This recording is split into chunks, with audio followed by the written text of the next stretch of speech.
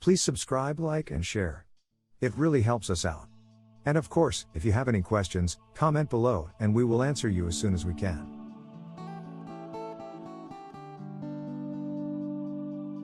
Welcome to our series on IGCSE Study Tips. In today's video, we are going to be looking at how you should be studying. If you haven't seen our previous videos, click on the card above.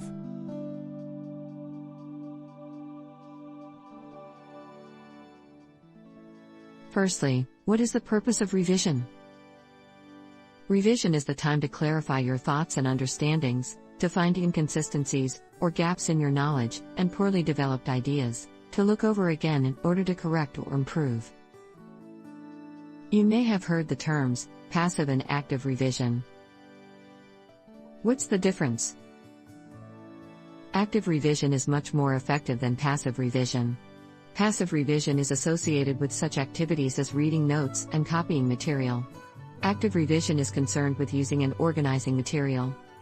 Unfortunately, the basic revision technique on which most other ideas are built off is reading and understanding the material, reducing it to a smaller amount of material in note form, reviewing this again. This can become a passive, time-consuming exercise. The biggest mistake students make when studying is that they think just looking through or reading their notes will be enough to remember them. So how do we fix this? Active revision. Revising actively implies making a real effort to understand what you are learning, rather than simply memorizing by rote. There are 6 ways to do this. 1. Looking for underlying themes or principles. 2. Organizing material into a priority list. 3. Creating a diagram or chart to represent a topic. For example, mind maps. 4. Write practice questions and solutions. 5.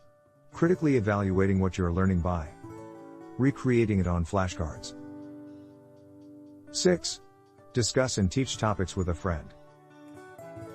In this study skills session, we will focus on 2 of these 6. The active strategies, number 3 and 5.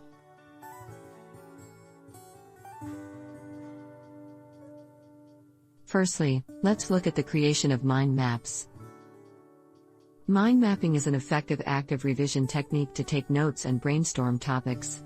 A mind map involves writing down a topic. For example, in economics, the topic of markets, and then making a branch for each outcome which radiate out from the center. By focusing on key ideas written down and drawn in your own words and diagrams, and looking for connections between them, you can map knowledge in a way that will help you to better understand and retain information.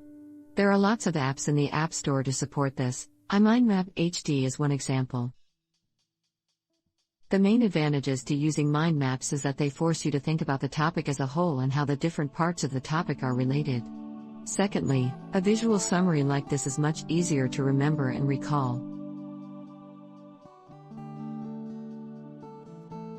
Now let's look at flashcards.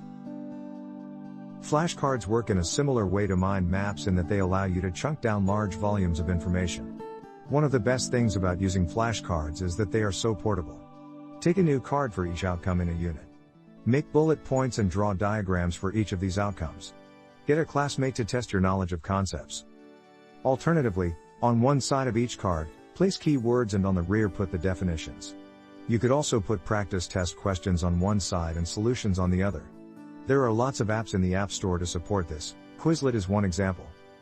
When you look at a flashcard and think of the answer, you are engaging in active recall. You are attempting to remember the concept from scratch rather than just staring at the information in a book or recognizing it. Flashcards also help with repetition.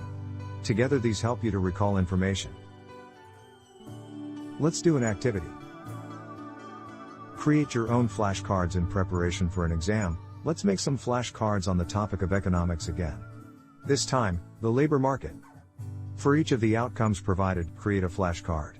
Remember to not just write words, but draw diagrams as this helps you recall information. Finally for today, note-taking tips. If you do like taking notes, please ensure you follow these tips. Read through the information and booklets provided and highlight key points.